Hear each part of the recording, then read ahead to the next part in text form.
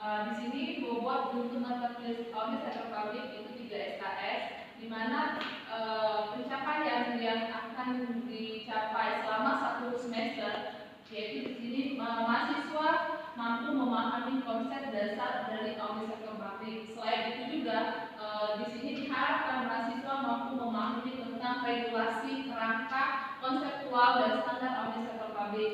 Selain itu juga setelah mahasiswa memahami tentang regulasi, kerangka konseptual dan standar audit sektor publik, mahasiswa juga harus mampu menganalisis bukti audit dan mensurvei karakter organisasi yang akan diaudit. Jadi pada saat kita sebelum turun ke lapangan, sebelum kita melakukan audit, kita juga harus melakukan survei karakteristik organisasi yang akan kita audit. Inilah yang capaian yang harus dicapai oleh mahasiswa pada saat mengikuti perkuliahan ini. Yang selanjutnya, setelah melakukan analisis terhadap bukti audit dan survei, mahasiswa itu diharapkan mampu membuat program dan pelaksanaan audit sektor publik.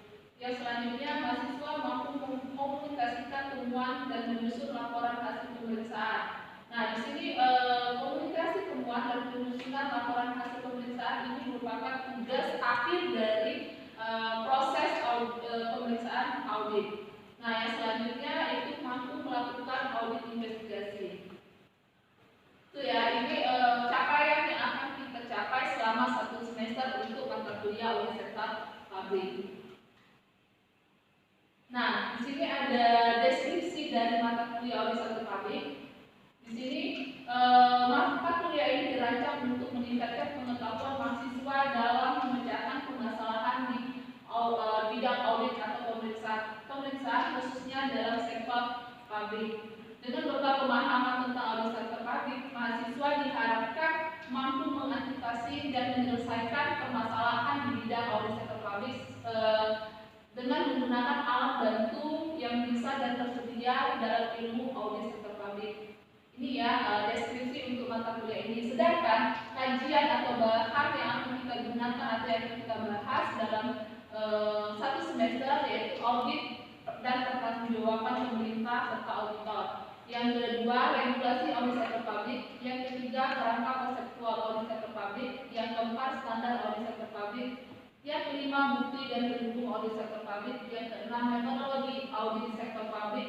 Di sini metodologi audit sektor publik itu mencakup pengumpulan data dan analisis data. Yang selanjutnya, survei awal dan karakteristik organisasi yang akan diaudit. Nah, pada saat kita melakukan audit, kita harus atau sifatnya wajib ya untuk mengetahui karakteristik audit atau perusahaan atau set organisasi yang akan kita audit, karena ini berkaitan dengan prosedur audit yang akan kita lakukan, itu ya.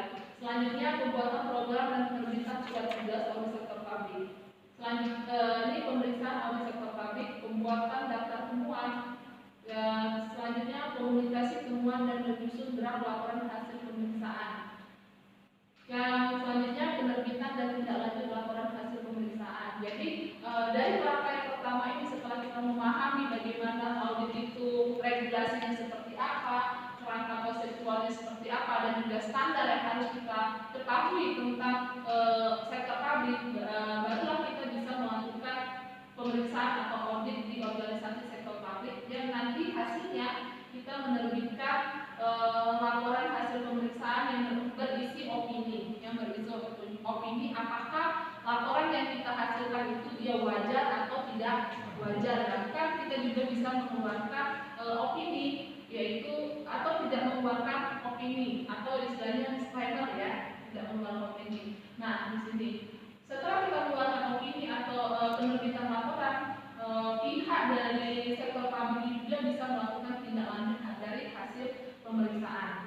Nah, yang selanjutnya yaitu audit investigasi. Di sini ada data pustaka yang bisa kita gunakan.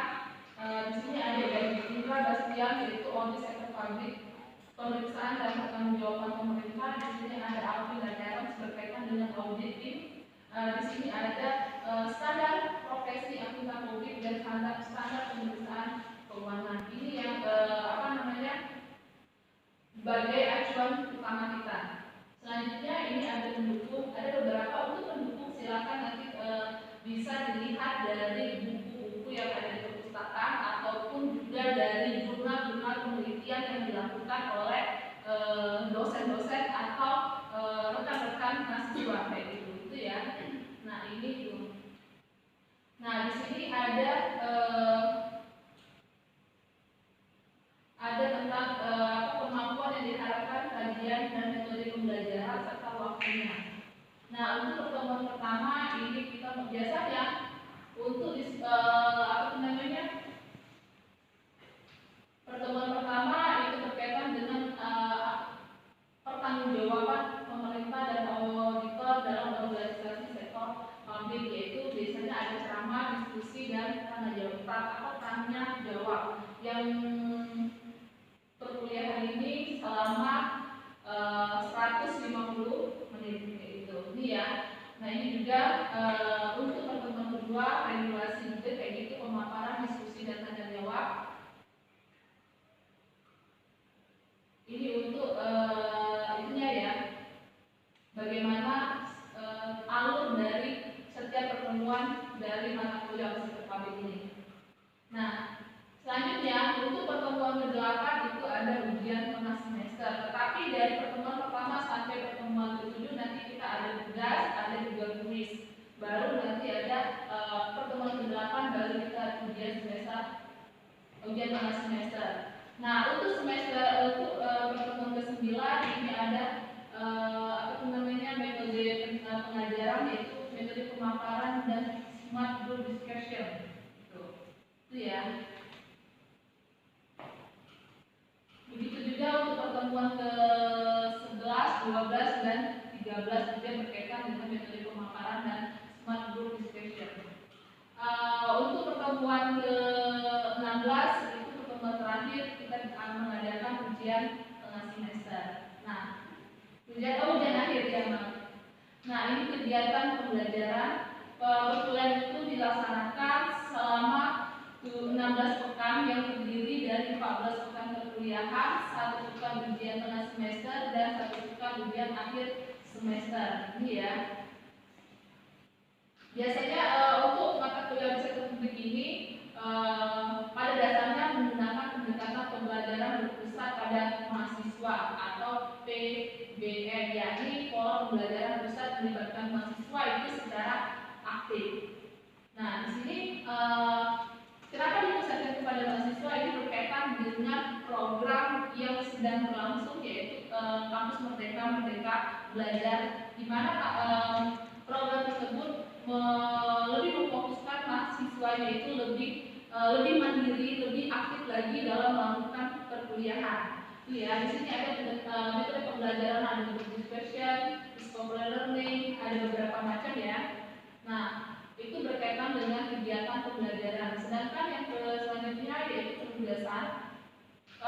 Mahasiswa mempunyai tugas yang terdiri dari tugas terstruktur yang perlu diselesaikan secara berkelompok dan juga secara mandiri. Artinya nanti ada diskusi kelas yang bisa kalian ada diskusi kelas dan pemecahan kasus kayak gitu ini ya, dan juga tugas-tugas mandiri yang bisa kalian kerjakan. Nah ini untuk metode penilaian pembelajaran dilaksanakan dengan metode tes, non tes dan penilaian portofolio. Jadi ada 3 metode penilaian ya. Di sini metode tes dilakukan secara tertulis dan lisan, yaitu dalam bentuk ujian tengah semester dan ujian akhir semester. Kalau lisan biasanya itu dalam bentuk tanya jawab pada saat perkuliahan, baik itu secara individu ataupun per kelompok itu ya.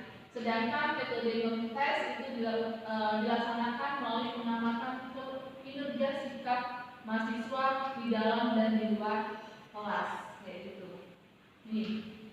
Sedangkan metode portofolio diterapkan menggunakan setiap dokumen dari tugas mahasiswa, baik yang terstruktur mandiri dari hasil tes tertulis dan dari hasil non tes. Artinya di sini bukan hanya dari tertulis, bukan tugas mandiri dan tugas kelompok, tapi dari sikap kalian, bagaimana kalian berinteraksi di dalam kelas, bagaimana keaktifan kalian di kelas itu juga dinilai, kayak gitu ya. Ini diskusi penilaian portofolio. Di sini ada komponen penilaian tugas dan partisipasi 45%, UTS di atas semester 20%, UAS itu 35%. Artinya kenapa tugas dan partisipasi ini besar? Di sini kita lihat tugas kelompok, diskusi kelas, bagaimana aktivitas kalian di dalam kelas, bagaimana aktifnya kalian di kelas dalam melakukan diskusi, dan bagaimana nanti penilaian kemampuan kalian memahami atau tidak dari setiap subbab yang dijelaskan setiap pekannya atau setiap minggunya. Itu ya. Ini kriteria kelulusan untuk nilai A dia lebih dari 80%. Katakan lulus ya. Kalau nilai B dari 70 sampai 79,99, untuk nilai C 55 sampai 69,99, nilai D 40 sampai 55,59, tetapi kurang dari 45 ini berarti dia nilai E, artinya nilai E tidak lulus. Begitu. Oke ya. Ini demikianlah paparan yang berkaitan dengan rencana pembelajaran kita selama 1 semester. Tadi sebelumnya kita sudah menjelaskan tentang rencana pembelajaran selama 1 semester. Nah, sekarang kita masuk ke materi tentang audit pertanggungjawaban pemerintah dan auditor. Sebenarnya di sini apa sih yang kalian bayangkan, apa yang kalian ingin terhadap pertanggungjawaban pemerintah? Pasti berkaitan dengan laporan kinerja ya, baik laporan kinerja keuangan maupun laporan kinerja dari kepatuhan standar atau undang-undang yang ditetapkan oleh pemerintah, itu ya. Nah, di sini audit sektor publik itu sendiri mempunyai pengertian. Audit sektor publik adalah suatu proses sistematik secara objektif untuk melakukan pengujian keakuratan dan kelengkapan informasi yang disajikan dalam suatu laporan keuangan organisasi sektor publik. Sebenarnya pengertian dari audit sektor publik ini hampir sama dengan pengertian dari auditing, karena pengertian di sini dia prosesnya secara sistematis. Artinya kalau proses secara sistematis dia secara berurutan. Kita ada proses-proses yang harus kita kerjakan dahulu baru bisa ke proses selanjutnya.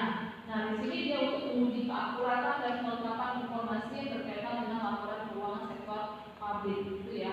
Jadi lebih menekankan pada laporan keuangan, bagaimana apakah laporan keuangan itu disajikan secara akurat dan disajikan secara lengkap sesuai dengan standar yang berlaku, gitu ya.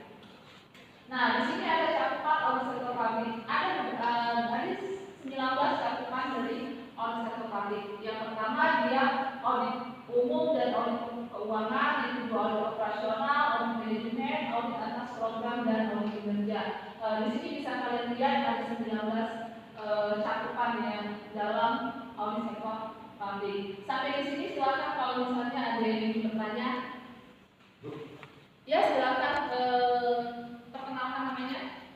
Perkenalkan nama saya Muhammad Iqbal. Bu, pada cakupan audit sektor publik pada urutan nomor 8 audit pajak, bisa dijelaskan Bu itu maksudnya gimana? Oke. Jadi dalam cakupan audit sektor publik salah satunya yaitu audit pajak. Di sini audit pajak itu audit atau pemeriksaan yang dilakukan terhadap kepatuhan wajib pajak. Di sini artinya apakah wajib pajak itu telah melakukan pencatatan atau melakukan pelaporan pajak sesuai dengan standar yang ditetapkan oleh pemerintah, yaitu sesuai dengan standar atau peraturan perpajakan. Karena biasanya dalam laporan keuangan itu berbeda antara laporan keuangan yang dihasilkan atau yang dijelaskan oleh pemerintah atau pihak swasta, itu berbeda dengan laporan pajak. Biasanya itu ada koreksi fiskal namanya, koreksi pajak, itu ya. Sampai di sini jelas saudara Rizky? Baik. Kalau kayak gitu, selanjutnya saya lanjutkan ya.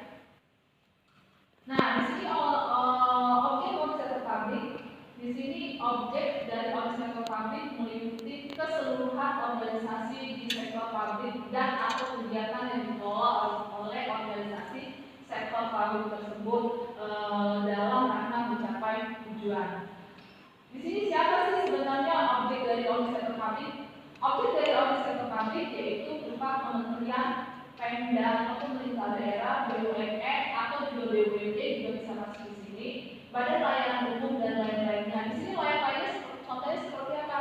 Seperti yayasan yang dikelola oleh pemerintah atau perusahaan nirlaba yang dikelola oleh pemerintah. Termasuk salah satunya sekarang sudah ada aturan tentang pengelolaan keuangan masjid. Nah, itu berarti kan dari sektor organisasi sektor publik itu ya.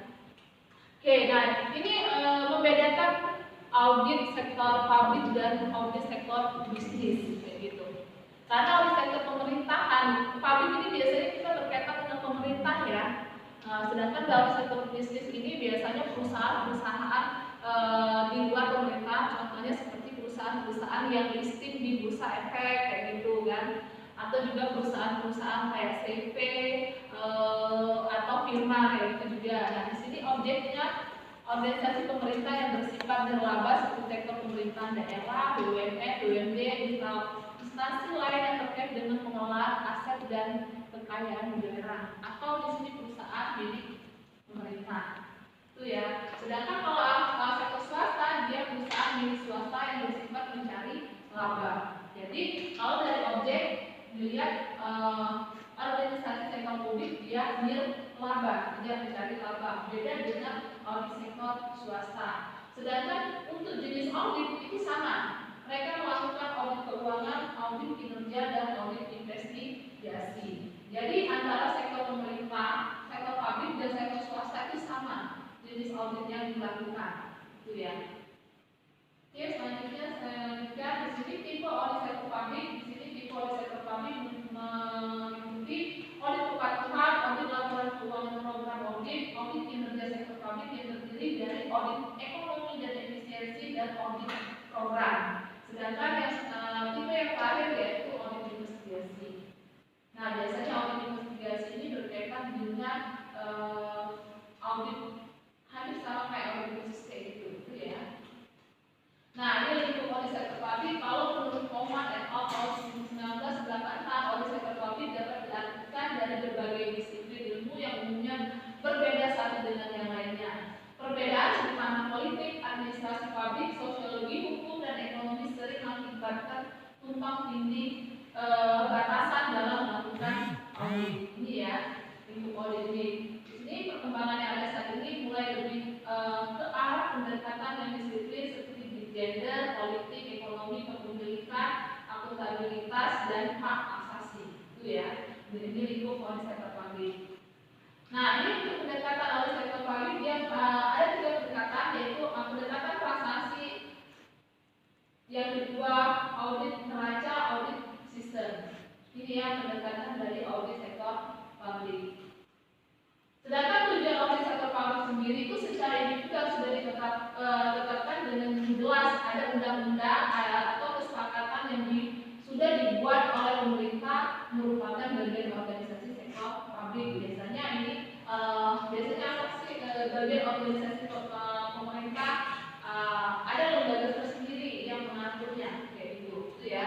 Audit sektor publik secara jelas menunjukkan perbedaan antara kewajiban dan tugas dari sertifikasi akuntan yang merupakan hal yang mirip sama dengan audit terhadap organisasi khusus, penugasan atas pemeriksaan kecurangan, korupsi, dan value for money audit. Auditor tidak dapat menyusun laporan keuangan dalam satu jenis pekerjaan.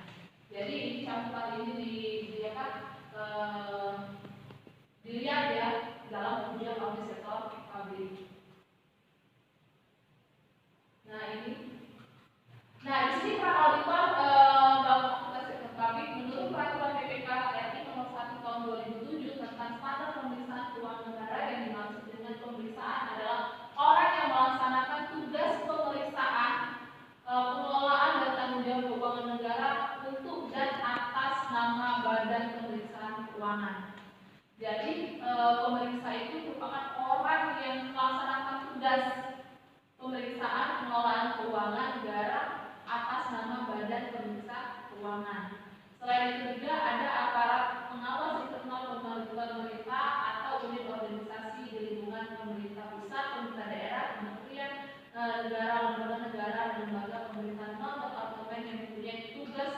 berfungsi melakukan pengawasan dalam lingkup kewenangannya. Gitu. Biasanya ada organisasi khusus kayak gitu yang mengawasi selain di bawah dari BPK ini. Dan satuan pengawas insurans, artinya ada organisasi pada badan usaha milik negara atau badan usaha milik daerah yang mempunyai tugas dan fungsi melakukan pengawasan dalam lingkup kewenangannya. Biasanya ini audit internalnya, gitu ya. Nah, ini kode etiknya. Kode etik auditor adalah prinsip dasar atau nilai-nilai yang menjadi acuan dalam melaksanakan kegiatan audit. Nah, kode etik ini dalam melakukan audit sektor publik harus dipegang teguh oleh seorang auditor. Itu ya, dipegang teguh oleh seorang auditor. Mengingat budaya suatu bangsa biasanya berbeda dengan bangsa-bangsa lainnya, maka sangat mungkin terjadi bahwa budaya bangsa tersebut itu mewarnai kode etik yang dimaksudkan. Jadi kode etik ini kadang beragam ya antar daerah atau antar bangsa kayak gitu. Ya. Apabila terjadi kekurangan dalam perilaku auditor atau perilaku yang tidak benar dalam kehidupan pribadinya, hal yang demikian akan dapat menempatkan integritas auditor dan lembaga di mana dia bekerja. Jadi kode etik ini berkaitan dengan integritas yang dimiliki oleh auditor. Auditor itu harus mempunyai integritas yang tinggi, kayak gitu. Itu ya. Oke, ini permasalahan terkini dalam sektor publik. Salah satu permasalahan dalam organisasi pelaksanaan audit sektor publik adalah keterbatasan penggunaan data. Data yang digunakan ditujukan untuk mengetahui terlaksananya atau tidaknya program organisasi. Jadi penggunaan data ini, keterbatasan ini merupakan permasalahan utama dalam melakukan pemeriksaan audit sektor publik yang dilakukan oleh auditor. Ya. Nah, alasan keprihatinan publik terhadap profesi auditor adalah berasal dari banyaknya kegagalan perusahaan, kecurangan dan kesalahan yang dilakukan perusahaan atau organisasi publik melalui laporan keuangan selama ini, seperti berita mengenai kecurangan atau manipulasi laporan keuangan yang dilakukan oleh perusahaan sehingga belum ada pembangkrutan dikarenakan kegagalan auditor dalam memberikan pendapat yang benar. Jadi kenapa tadi saya bilang independensi, integritas auditor itu sangat penting dalam melakukan kode etik sebagai auditor. Karena di sini kecurangan yang sering terjadi, apalagi banyak sekali yang disorotan kecurangan di dalam organisasi sektor publik, yaitu banyaknya tindak korupsi terhadap pengelolaan keuangan negara. Oke, demikianlah untuk perkuliahan kita hari ini berkaitan dengan peran tanggung jawab seorang auditor. Kayak gitu.